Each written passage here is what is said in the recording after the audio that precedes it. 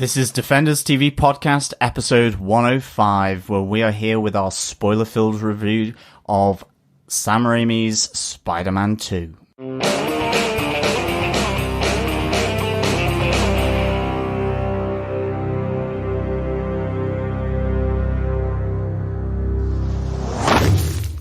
Welcome back, fellow Defenders, to episode 105 of Defenders TV Podcast, where we are spoiling Sam Raimi's Spider-Man 2 with a spoilery discussion of all things webby and slingy and lycra-y. Yeah, I'm one of your hosts, John. I'm one of your hosts, Derek. Yeah, delighted to be back for this one.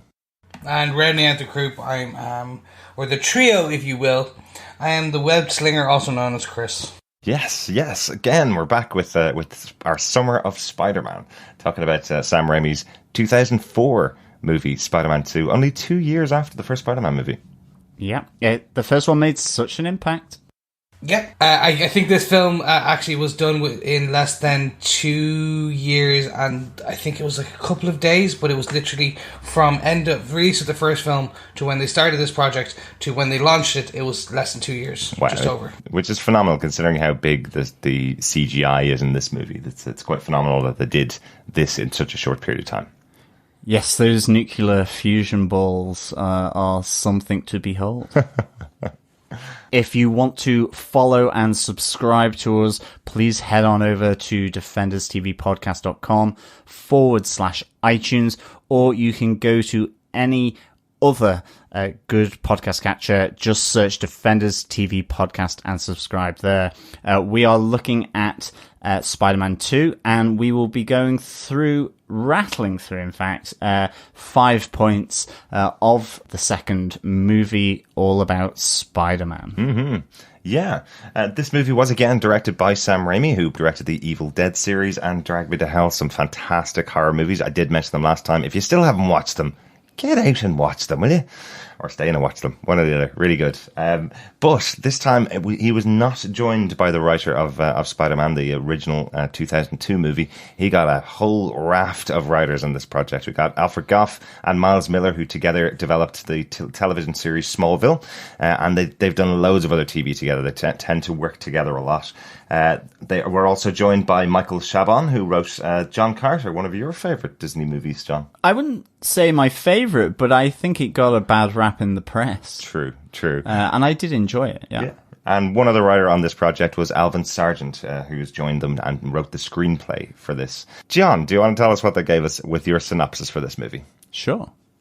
When a failed nuclear fusion experiment results in an explosion that kills his wife, Dr. Otto Octavius, played by Alfred Molina, is transformed into Dr. Octopus, a cyborg with deadly metal tentacles. Complicating matters are his best friend, James Franco's hatred for Spider-Man and his true love's, Kirsten Dunst, sudden engagement to another man from space. Doc Ock, obsessed with his work and will do anything to continue his experiment, and goes after Spider-Man for Osborn in exchange for a key component for his work. Meanwhile, Spidey's alter ego, Peter Parker, faces fading powers and self-doubt just at the time when the city of New York needs him more than ever. Mm-hmm. Yeah, a much more expansive movie this time. I think there's a lot more characters in here and a lot more going on. But yeah, we're going to probably look at it in our top 5 points way. Last time we talked about the origin of Peter Parker. There's quite a big, the origin of Spider-Man. Peter Parker, I don't think they went into his origin. But this time it's really about the development of Peter Parker's character. Quite some big changes here as he gets into adulthood. Yeah, no, absolutely. Peter loses his powers, or should we say Spider-Man does, starts to become a good old normal nerd like you and me. Yeah, it's interesting. Like, obviously, I suppose it's almost, he has self-doubt, and that means that he loses his ability. Now, I don't know much about the canon in that sense, but has this happened in the comic books? Is there that moment where the powers suddenly fail him and that, he just loses them, or it's down to his self-confidence that he loses them? I've never really experienced this before in the comics that I've read. That's not to say it's not out there, but Chris, as the guru. So This is comprised, the whole script of this was built on a number of comics. The most prevalent one is called the Spider-Man No More series, which is this where Peter stops being Spider-Man. Not because he loses his powers, but because of more the duality of having to have two different identities. And he basically, I think it was like issue 50 of The Amazing Spider-Man. And that scene where, even in this, they actually recreated the cover of that comic book.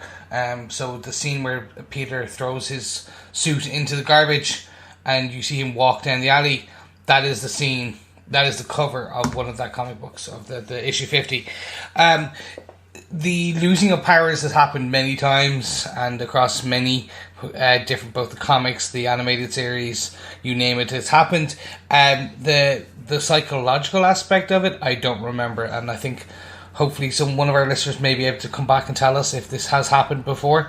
I'll need to do a bit of fact checking myself, but I don't think it has. I think it's when he loses powers, it's more about an evolution or a change to his power set, or someone has shot him up with something that blocks his powers. Yeah, or stolen them or something. Yeah, it feels much more like a Raimi idea here. This concept of him losing his powers because he's losing his confidence in himself. He's Spider-Man is reasonably confident in the comic books, so generally. But I like this kind of setup to Peter experiencing this idea of going back to being just a normal kid who doesn't have the powers anymore. Yeah, and I think. Yeah, see, like, it's even, you notice it, it starts from the very beginning of this film. The witty banter during battle that Spider-Man is known for. Like, it's iconic, and I think that's one of the things a lot of people will love, is like, as soon as he puts on a mask, he's able to be this charming, witty, this person, but he's actually doing it as a mask to block his fear. Yeah. And as he's, like, not many people notice, but if you rewatch this film again, there's less and less witty banter as the fear more creeps into him as a character. Yeah. But yeah, back to the nerdy Spider-Man, or the nerdy Peter Parker, less the teenager, because we're assuming he's like in his early to late 20s now. Well, even though he's probably about 30. Early 20s, I would say. He's not that far. Not that much has happened between the last movie and this one. It's very close set in time, I think, to the first film. But I do think your witty banter would be taken away if you're flying through the air 40 stories into the sky in New York, and then you can't fire a web to take you to the next building, which happens once or twice to poor little Peter in this movie. There's a couple of very bad moments for poor Peter as he loses his power, but all brilliantly shot. There's some great funny moments as well with that. Yeah, and they actually built a specific camera for this film. Well, it was actually built for the first one to get those kind of the dropping camera shots. Yeah, like they were only used, I think it was in the very last. It was only used in the very last scenes of Spider-Man 1, but they used it quite a lot in this. And I suppose when you invent a camera to get a particular shot, you're going to use it quite a lot. So he's like, oh no, he's lost his power again. Oh, he's falling. Oh no, he lost his power again. He's falling. Well, that just made it worth it. Okay, now we paid for the camera itself. Absolutely. I was thinking that, there must have been a lot of car insurance claims from this, because he falls onto so many car hoods and the tops. It looked really painful as well. I mean, even as Spider-Man, I'm there going, how did he survive that fall? By the grace of God. I think my favourite one of these is when he's swinging through the air for the first time after getting his powers back and goes, I'm back, and then hits the car and it's, oh, my back, as he walks away. Yeah, it does look really painful, really well sold by Tobey Maguire in these moments where he hurts himself pretty badly. Yeah, really cool. But yeah, obviously this time we're in our second film. We have a brand new villain in this one. So our second point really is the villain of the piece. We have Dr. Otto Octavius, another one of the fantastic rogues gallery for Spider-Man. He does, in the Marvel Universe, he really does have most of the big villains in the Marvel Universe seem to either come from the past of Spider-Man or have fought against Spider-Man. So we had Green Goblin last time, a really big character, and now Doc Ock. I love this storyline. I love this creation of the character. I love that he starts out with his wife being killed, and that's what kind of propels him into madness, along with him being controlled by the arms. Yeah. And unfortunately, his failsafe was a little too flimsy and a little too exposed. Yes. It's just this tiny thing in glass on the back of my neck that's making sure that these things can't take over my mind. Oh, it got smashed, did it? Oh, well, there goes my failsafe. Yeah. So I'm not going to build a failsafe for a failsafe, or house it in non-shattering kind of like carbonite. What, like the stuff that his arms are made out of? Yeah, almost like that. Like something that could like make sure it never fails. No. I like putting it in glass. I like to live dangerously. Absolutely. But there are two big scenes that form the creation of Doc Ock. Obviously, there's the moment of triumph turned to failure, which is where he's harnessing the power of the sun in his office.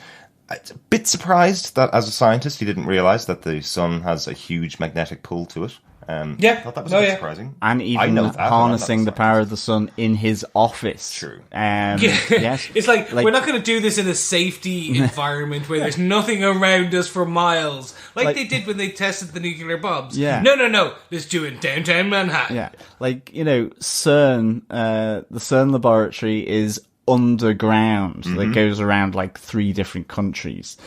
He decided to do it in his office block. Yeah. He was that confident. But despite that, I have to say Doc Ock is one of my favourite characters. I think Alfred Molina plays him really, really well, and gives hope to those who don't have abs that they can be in a Marvel film as well. Certainly. And but I love how he plays sort of the conflicted Dr. Ock here, and how just again how the arms just work. I love how they kind of help him along.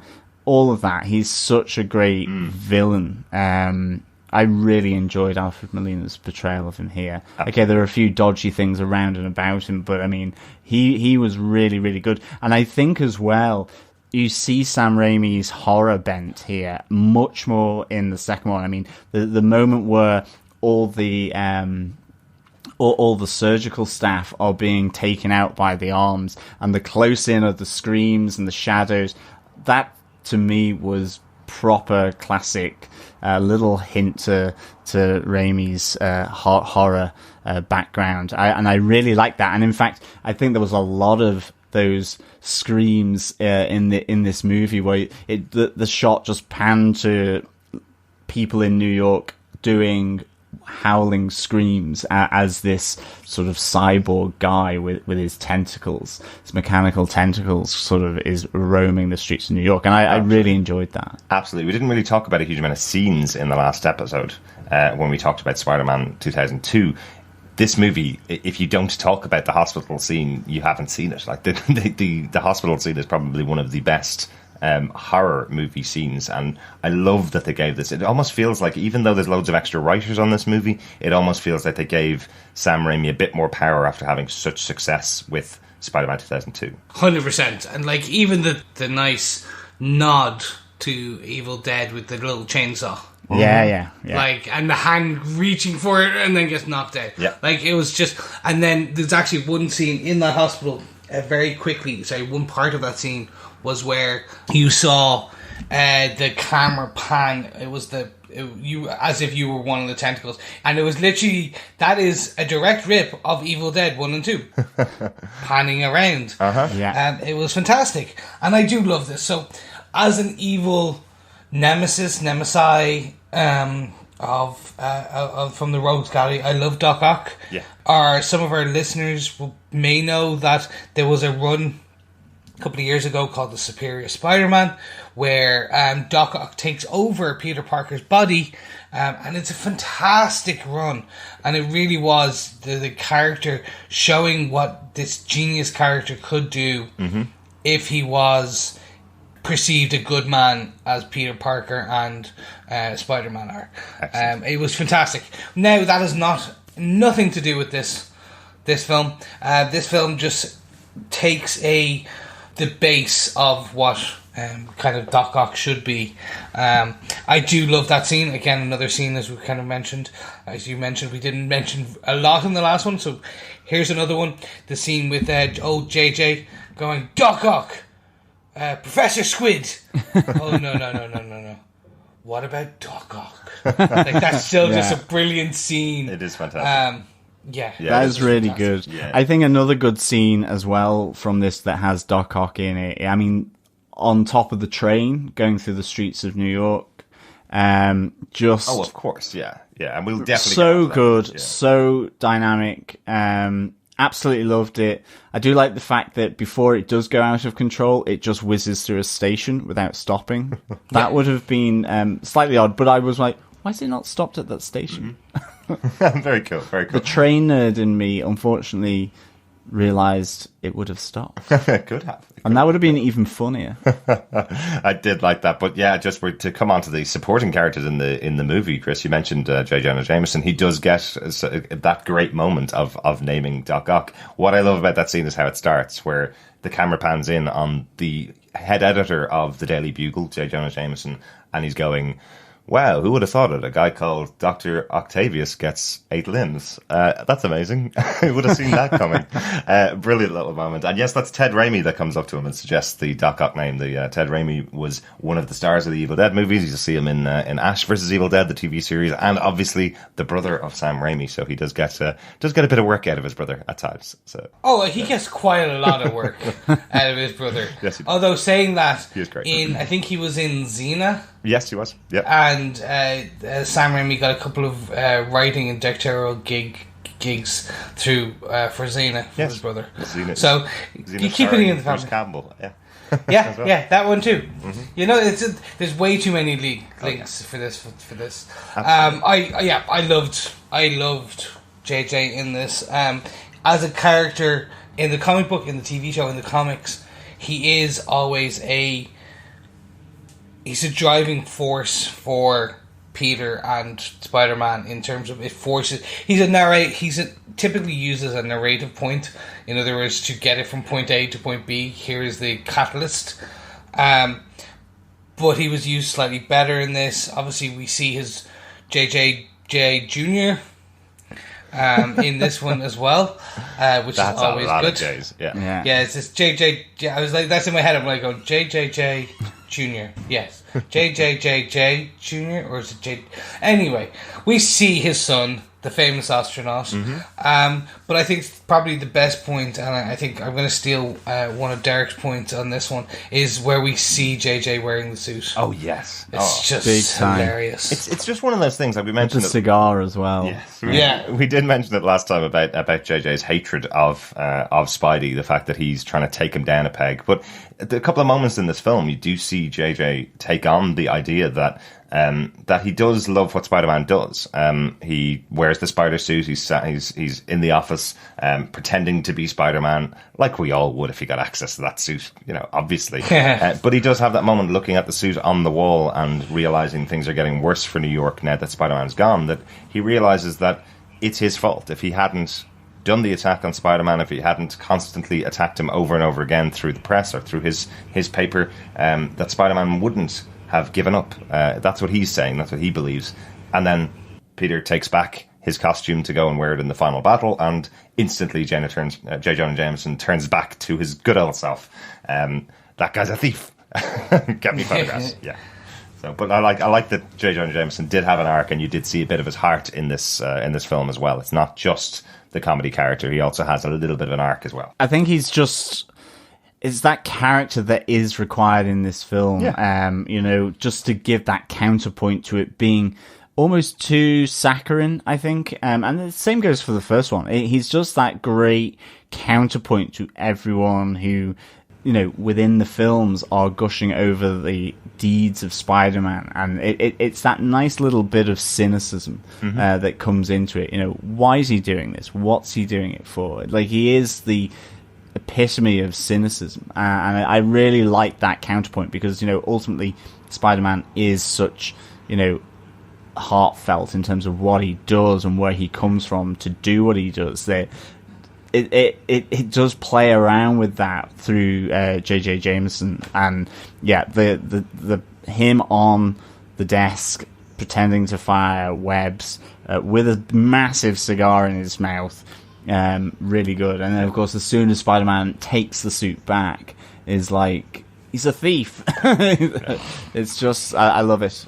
I don't think this role would have been what it is without J.K. Simmons, the actor who portrays JJ. Absolutely. And it's good to know that he's now joined the DC universe. Just so hopefully our fans should know that he is now joining the one and only Batman himself. He's not going to be Batman himself. He's going to be Commissioner Gordon. That's right. Well, I suppose unless he may be Batman at some point. You never know. Based on the comic books. Yeah, so I'm really intrigued to see what he brings to the role over there. But there's loads of other supporting characters, obviously, continued on from the first movie. We have obviously got Harry Osborne, whose father was killed by Spider-Man, and he found out at the end of the first movie. Much more antagonistic relationship between him and Spider-Man in this movie. He's much more wants to take down Spider-Man, really, not realizing his best friend is behind the mask. Until later on in the film. Yeah.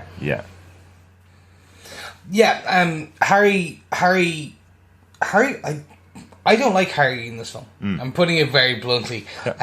It's they overused him to a degree. Like, we understand. Now, I'm not saying like Franco is bad in this. He's not. The acting as well. Basically, I don't like the fact that what they did was they tried to force it from point B to point C, but they didn't do it quick enough. Yes. So it just kind of drags out a bit, going, yes, we understand he doesn't like him. Yeah. So that scene in the gala where he's slapping Peter, you constantly want Peter just to stop his hand and kind of get slightly angry. Mm-hmm.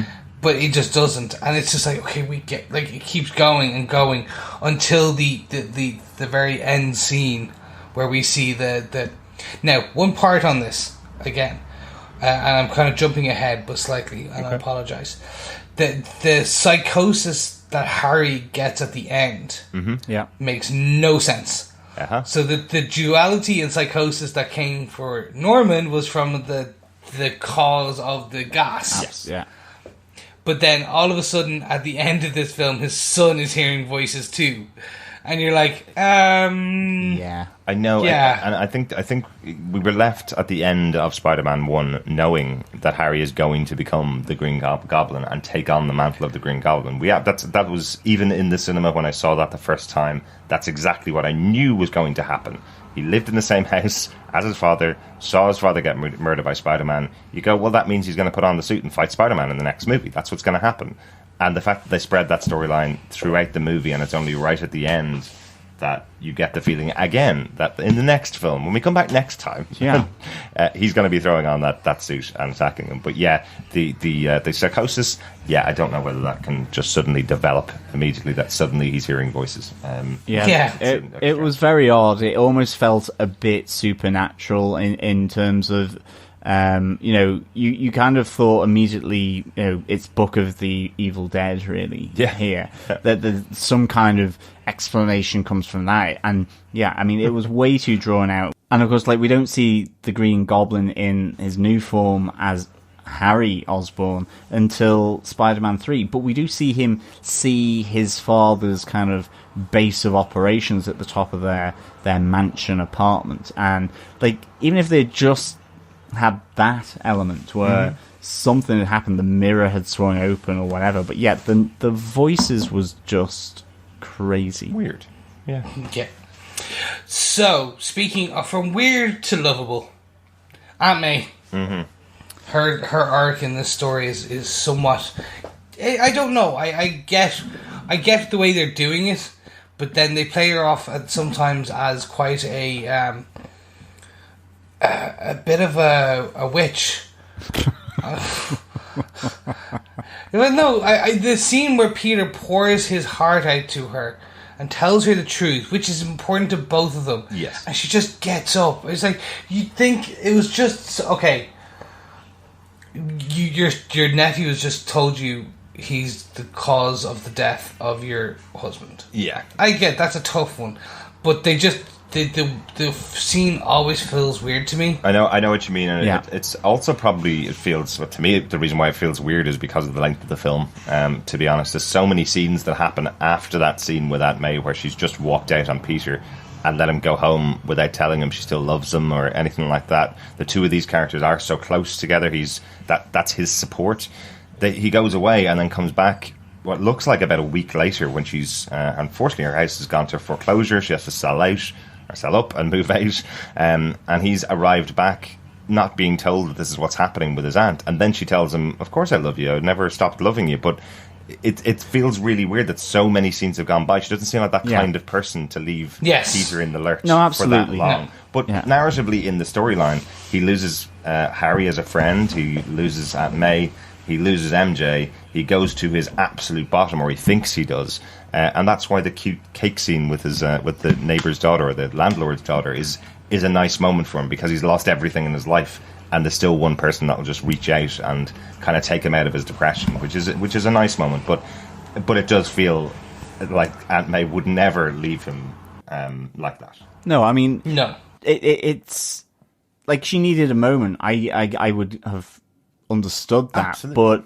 But the scene where they effectively have that conversation that she still loves him and all that, that should have happened there. And even if it works in the story, I understand that. But if she was the third person to, teeter on the edge of sort of distancing herself from him and then immediately come back, and then we start to get the kind of, Mary Jane coming back to him and so on, and him regaining his confidence and all that, it still would have worked, because I think otherwise, and May, it was a toughie and a weirdy kind of part of the storyline. I mean, even just the nitty gritty of the foreclosure stuff. I mean, there are elements through these Spider-Man movies where you're kind of like going, and certainly with Spider-Man 3, please don't dwell on this. We get that she's in trouble financially, but this shouldn't have so much focus on it in the movie. It can be dealt with, I'm sure, by better script writers than I would ever be, to deal with it in a much more condensed way. And in the same way, her apology, it's spread out. And so next thing, they're boxing up to move her stuff out, and like it just kind of, they could have done more with Harry Osborne in that time. They could have got him putting on the Green Goblin outfit. Yeah. It feels like the foreclosure idea is coming from that moment of realization when you get to adulthood that your parents are real people. Almost, it's that moment where Peter realizes that she's going through really tough times and there's absolutely nothing he can do for her. He's also going through really tough times. He's working on a pizza delivery boy's salary, and the occasional couple of bucks thrown at him by J. Jonah Jameson for some photographs. He can't do anything about this. And I kind of love the hope that comes from Aunt May, where she goes, it's just a house. All my memories are still intact. Everything I remember from living in there, you're still around. I'll move out and I'll move into an apartment that's cheaper for me to keep me going. Yeah. It's kind of a serious storyline that's in there. But there is so much other stuff going on that it does feel a little lost in this film. Is she still in her house in Spider-Man 3, or is she now in her new apartment? I know Peter pulls up on a motorbike to her apartment in Spider-Man 3. Okay. So she does move out. That does happen. But yeah, I do think it's a really serious storyline. And again, if you started to pair this back to the core characters and what was going on with them, that's a really nice storyline. But there's just so much else going on that it gets a little bit lost. Definitely. Okay, well, look, we've talked about one love of his life. Let's talk about the next, which is obviously MJ. So this is good. So at the end of episode 1, my God, we're so used to doing TV. Everything's in episodes. No, at the end of the first film, after the kiss and Peter walks off, she lightly touches her lips, and the realization, oh my God, is Peter Spider-Man?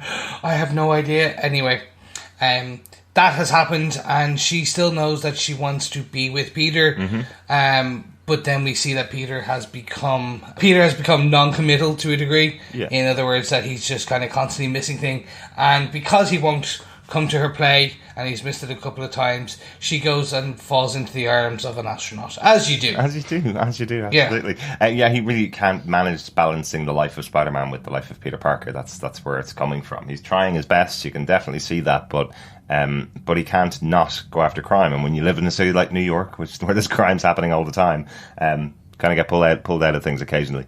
Although it does come and find him in this time. Like, how unlucky could you possibly be to be on your way 5 minutes early for the play where your girlfriend is, and then you get attacked by some guys on the street, knocked off your bike, and you're the only person that can stop them from killing other people. So yeah. Oh, fun fact: that flip scene was actually Tobey Maguire, not a stuntman. That's that's great. Yeah, I know. I still love that scene. Right. But yes, so let's keep on MJ, because otherwise I'm going to get constantly kind of pulled off track. Uh-huh. But so this arc I did like. Okay. I like all the way up to even the cheesy scene where they're sitting together in the massive web at the end. Oh, that's lovely. Yeah, like that. It was so good. And then, we have the trope of that she's running away in the wedding dress as she runs out of the church and comes to his apartment. But that's still even good, because the best ways it crystallizes with this is go get him, Tiger. Like, that for me is like, he has her approval, and that line alone, I've been waiting for that for 2 films. That's true. That's just true. And that it was a real just like Mary Jane moment. Yeah. And it's just great that like, he needs her, he needs this, he needs that support in this, not this film, but across the comic books and everything. Yeah. So just getting that was fantastic, and getting to that. Okay, it took a bit of time, but we got there. Yeah. I think for me, I mentioned in our review of the first movie that taking him out of high school was the wrong impulse. It's probably done more so because Tobey Maguire's age and because the rest of the main cast's age was to take him out of high school. This feels like a high school story. I could really see her being in the school play and him not making it to the school play, so she goes out with somebody else to make him jealous in school. When you live in a city like New York and you're going to a play on Broadway and you're going out with an astronaut to make your boyfriend jealous, and then get engaged to him and go to a wedding, these seem like too big. I don't know. It feels like this should be a much smaller, more compact story, and you could tell exactly the same arc of the character within a high school setting. It didn't feel like it felt like they would never meet each other again once they broke up. Yes. There's no reason for them to be hanging around each other or seeing each other at all. Yeah, I mean, it's that kind of strange thing where actually you're looking at the movie going, will you both just grow up? In the sense that because they've been moved out of high school, and it seems like the emotions that they're still running with are still ones that you would expect to take place in high school. Yeah. Yet they're being portrayed as having their own apartment, about to go into marriage, and all of that. And I think, it felt slightly unreal, the whole thing. Having said that, I do completely agree with you, Chris, that the outcome of that, which is them realizing they should be together and that they want to be together, I think is really good. But I think leading up to that, some of it just felt a bit strange in the context of how they had developed the franchise in that sense. Almost like it was forced? Possibly. Mm-hmm. Almost like there were 4 writers on the project, yeah. Almost. But no, actually, so even the JJ Jr. Was forced by the studio because they wanted potentially have access to Man-Wolf in the future if they were to spin this off. Is that who he becomes? Yes. Man-Wolf, okay. Man-Wolf. Interesting. I always knew there was a connection with the character of Jonah Jameson Jr. I thought he was the one that brought back the symbiote, Venom symbiote from space. That is the other thing, correct. Right? Yes, yeah. So that is it. So again, they brought him in for... There was always a discussion of whether and when Venom, because of his rise in popularity in the comic books, when he would come into it. So they wanted to introduce him now as a character, so that when they start showing him in space, then in the next one, they would be able to have him there. Yeah. Yeah. And also they needed someone else to do an upside down kiss on a couch, just because Tobey Maguire would not be there. Exactly what I was going to say. Yeah, that is a bit of a creepy moment where she's trying to see if she could have a relationship with somebody else who's able to kiss her upside down. Yeah, slightly weird. So let's move on. And is this the one where Kirsten Dunst looks constantly stoned in the movie? To be honest, I think I would completely agree with her, given everything that's happened to her and the trauma that she's been through. I think probably some medical marijuana might be of use, but she looks really drunk. She does. There was a lot of discussion on this, and everyone goes that she's happy there, did she want to be there, blah blah blah. Yeah. But overall, the weirdest part was just her hair color slowly changing constantly through every scene, because the different levels of dye, because she is a blonde. Yes. As in real life, so they had to keep re-dyeing her hair to that flame orange / red. And it just constantly changed, and that was always what kind of bothered me about her scenes in this whole. Every time I watched it, even when I rewatched it, I was like, her hair's a different color again. Yeah.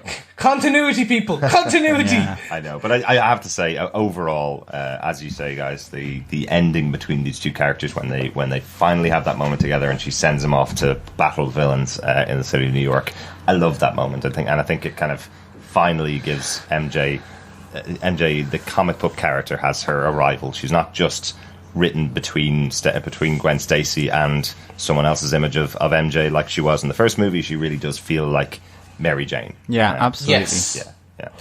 So I want to move it on just to talk about the hero-villain relationship, and the best way I can kind of bring that up is the now iconic train battle scene. Where they're fighting on the train, and then the way that Peter sacrifices himself and then is lifted by the public.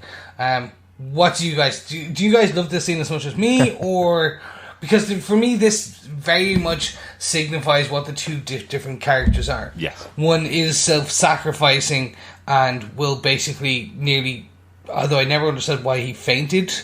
But he fainted because of the exhaustion, I'm assuming, of stopping the train, and then he's very much carried aloft by the people, and placed down. I presume this was a take that Superman kind of moment. You know, Superman is faster than a speeding train. Was that right?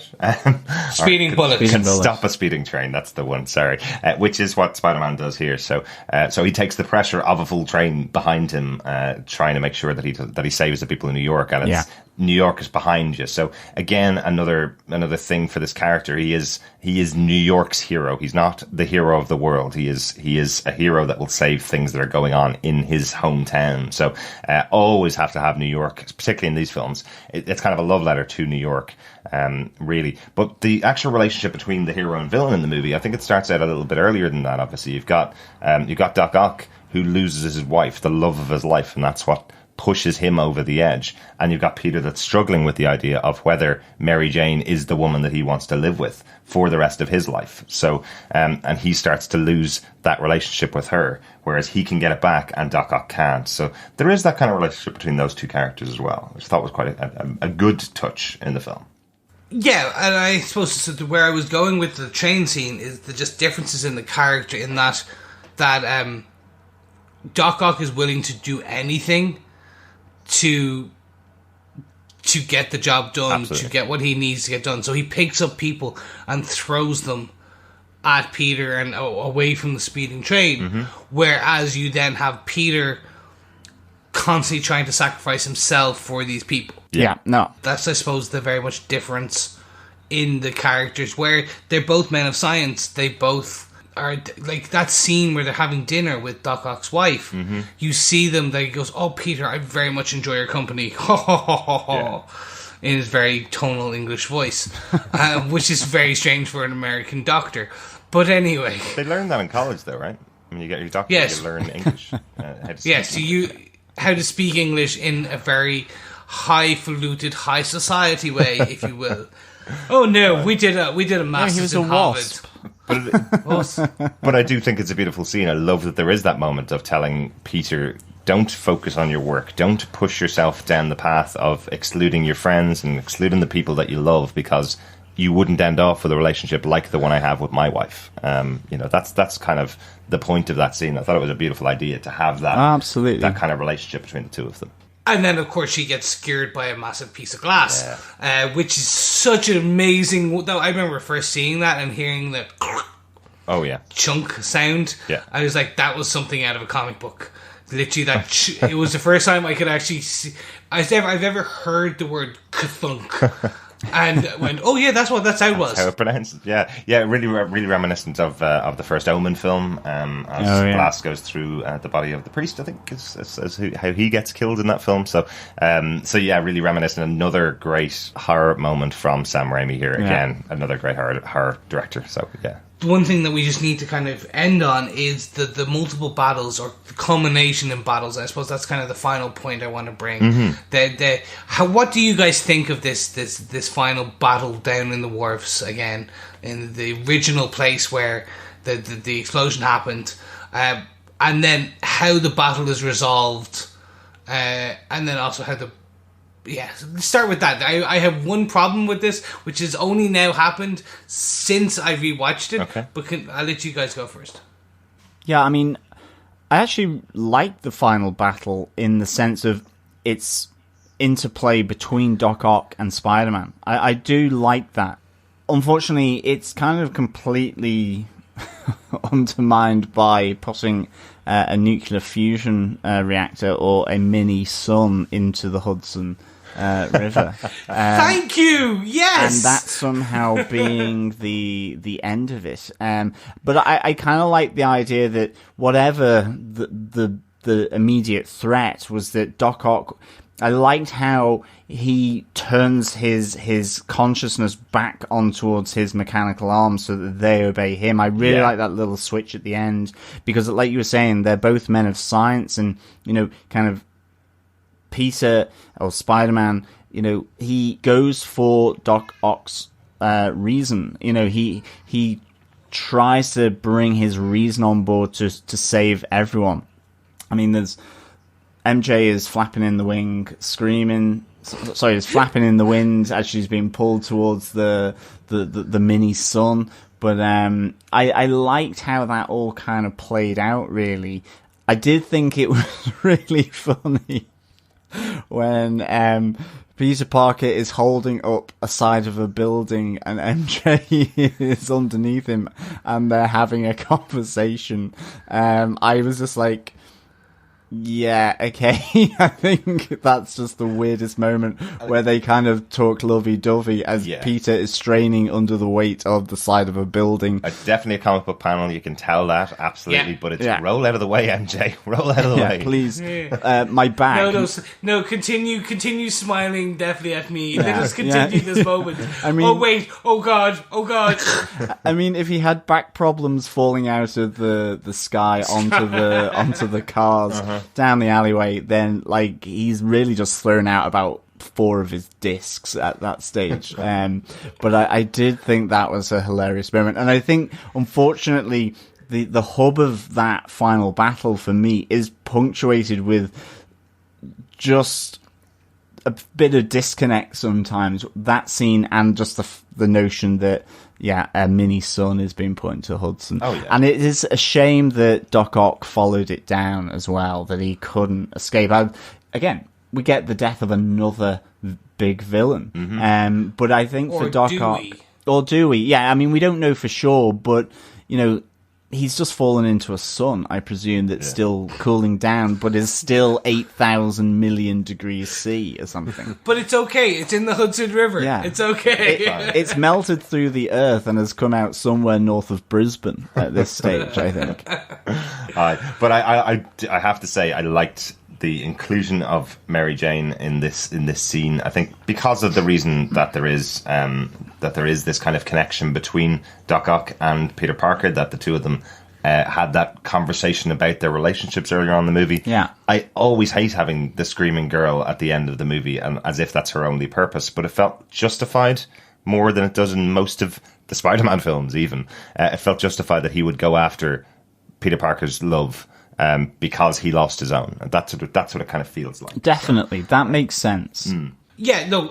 So for me, this up until my rewatching, thanks guys, this has always been my favorite Spider-Man film. Yeah, 100%. I had never, in my original couple of watchings of this, when I had it on DVD and saw it in the cinema, I never questioned putting the sun into the Hudson River. It kind of only came up to me when I rewatch it now, and I'm like, really? Really? Oh, what? So you just, no. That's pretty sure that's not how it works, people. Yeah. You can freeze it for later, for when our own sun dies out. There you go. Put it in a freezer bag and put it into a commercial freezer.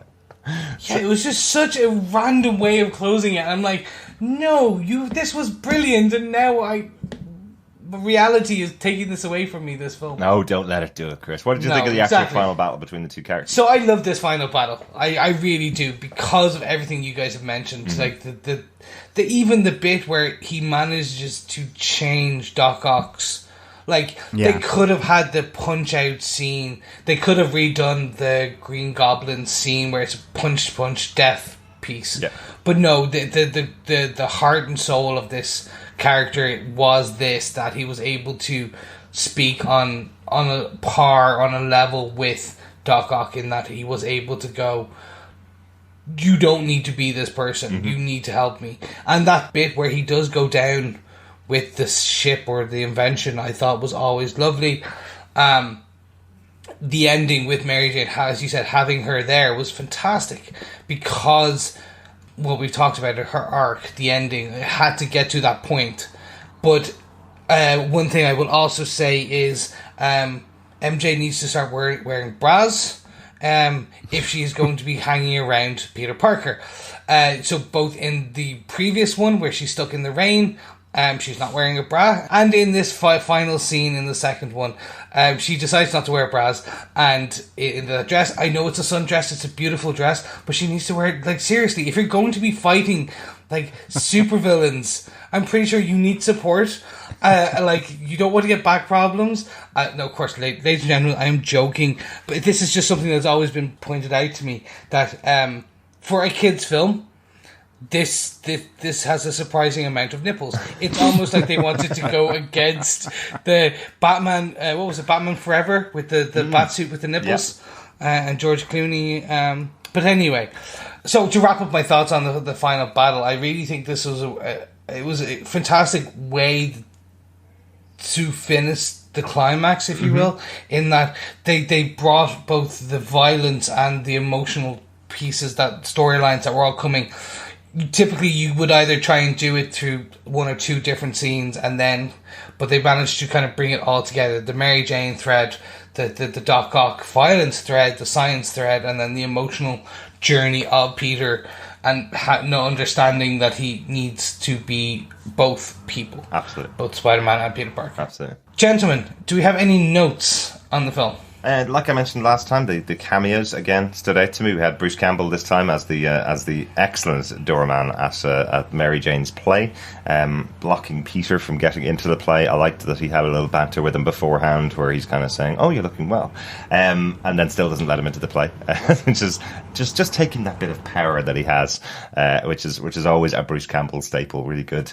And this time we have Stan Lee again, another cameo where he is saving a woman from the debris that's falling during the fight between Spidey and Doc Ock. So he has another hero moment. I like the way Sam Raimi's using Stan Lee for his cameos. It's unlike the other movies where he's kind of, a pizza delivery guy or a flower delivery guy, or just has a little quip or a one-liner.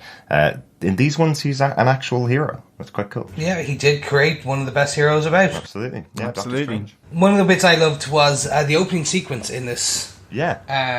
Was done by the world-renowned artist of Alex Ross, which it was a nice way. Typically, it wasn't like previously in Spider-Man, and they did all these flashbacks. It was a nice way to pay homage to one of the best artists out there who has done Spider-Man, and to recap the events of the first film. Absolutely. He did Marvels as well, didn't he? That series. He did. Yeah, beautiful artwork. Yeah, really good. And then just the final kind of, I mentioned the other piece about the iconic scene from Spider-Man No More, which was issue 50 of The Amazing Spider-Man, being that scene where the suit's in the garbage can. But for me, I didn't notice this until I was recently looking up IMDb and just kind of like checking a few things on who the actors and actresses were. But apparently, it's quite nice. Sam Raimi, you gotta love him for this. If you look closely at Peter's apartment in some of the early shots, you can see the picture he took of Mary Jane back before he was just bitten by the radioactive spider. Oh, right, yeah. So that photo is actually in his apartment. That's lovely. And apparently Sam Raimi went on to say that this was, he purposely wanted that in there because this was the last brief moment of innocence before Spider-Man or Peter Parker's life changed forever. Very cool. Very nice. There we go. Oh, and of course, there is one other note that I should add in here. When they're going through the names of what to call Doc Ock, he says Doctor Strange. That's and then right. Goes, it's already taken.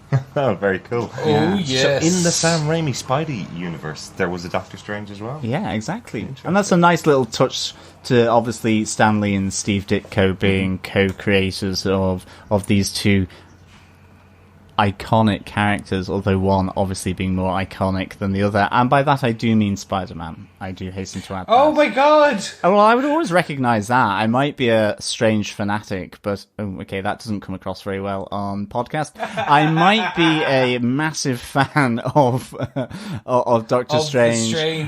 But yeah, I mean, I do realise Spider-Man is a much bigger entity than Doctor Strange. Absolutely. But they team up well together as well, just like us three.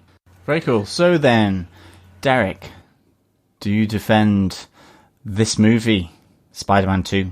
I absolutely defend this. This is head and shoulders above the first film, which I did defend. The first film is has been a favourite. I really like it, but it kind of shows that there's a couple of things in movies people say you don't do. You don't make a movie this quickly after a successful film because you'll never get it right. You don't have 4 writers involved because they'll never be able to get the character right again. This movie dispenses with all that, makes a great character in Doc Ock, adds him to a great universe, has loads going on. I hope we didn't sound too negative when we were joking about some of the things that happen in the movie, because I absolutely love this film and would watch it, once a week for the rest of my life happily. I really did enjoy this film. One of the best superhero films out there, I think. John, do you defend Spider-Man 2? Yes, I do defend this movie, Spider-Man 2. I give it 4.5 screaming surgeons out of 5. Nice. I really enjoyed when I watched it in the cinema.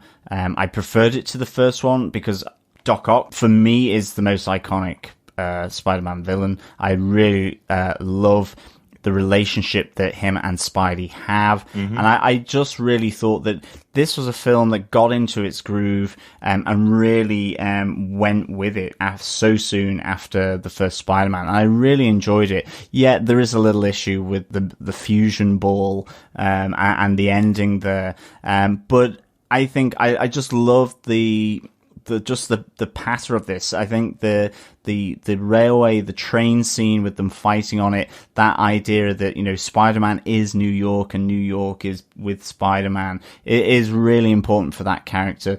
Having Harry moving towards his dark side and discovering Peter Parker as Spider-Man is really good as well. I think it just gets the balance really right, and to me it just works. So I absolutely do defend this movie, Spider-Man 2. So Chris, do you defend this movie? Guys, I'm not even gonna lie, of course I do. This is my favourite Raimi film. Right. And I mean that not just in the Spider-Man arc. I'm a huge fan of The Evil Dead, and this film for me is near perfection. As you said, it takes so many things that should not work and makes them work. And as you, Derek, to echo you, no matter how much I slag it off, there's so much here to that I haven't even touched on that I could speak for hours on this film alone. Yeah. And I don't want to, because the more it's almost like an amazing masterpiece in the gallery. The more you look at it and digest it, the more you love it. But as you start to take it apart, and what's the paint made of? It's not going to be the same beauty. Nice. It's out of love. I like it. Yeah. Yes, exactly. So I do love this. I think the choices they made. Like, there's also one part that one of the early drafts of the scripts had Black Cat, the new Green Goblin, and Doc Ock and Spider-Man all in this. Yeah. So glad that they paired it back just to the two costume characters, and they focused on a story that made sense, and the duality causing an issue in Spider-Man's life. Yeah. It was just fantastic for me. I can slag it off in 100 ways, but only from a place of love. Exactly. Because that's all that's important. That's important for me. The horror film theme as well also goes down nicely because I'm such a huge horror buff. But yeah, no, I'm not going to take up any more time and just kind of continue saying I love it. I do. 100% defend this film. So, thank you so much for listening as always. We will be back for Spider-Man 3 in our Summer of Spidey retrospective, which we will be releasing on Fridays. We are also back for Defenders, Marvel Netflix Defenders on the 18th of August. If you want to listen to all things Spider-Man and Defenders, please do join us at defenderstvpodcast.com/iTunes, or search Defenders TV Podcast on any other good podcast catcher. Subscribe, leave a review, and tune in as always. And of course, if you want to leave any kind of discussion or comment over on Facebook, please go over to our Facebook group at facebook.com/groups/ you've guessed it, Defenders TV Podcast. Or you can leave voicemails or any other feedback. Just go to our website at defenderstvpodcast.com. Guys, thank you so much for listening to us rant and my love letter to Sam Raimi's Spider-Man 2. And yeah, we'll be back soon with Spider-Man 3. And then don't forget, very soon we'll have Spider-Man Homecoming. Spider-Man is in the MCU and we're getting a whole film about him. And apparently Iron Man 2. Hopefully better than Iron Man 2, though. Yes, hopefully better than Whiplash. Yeah, I've really, really been enjoying the Summer Spidey retrospective. Thanks, Chris, for putting us onto it. And yeah, we're looking forward to getting on to Spidey 3 and Spider-Man Homecoming. Yeah, really looking forward to those. Absolutely. We'll speak with you soon. Bye. Bye. Bye.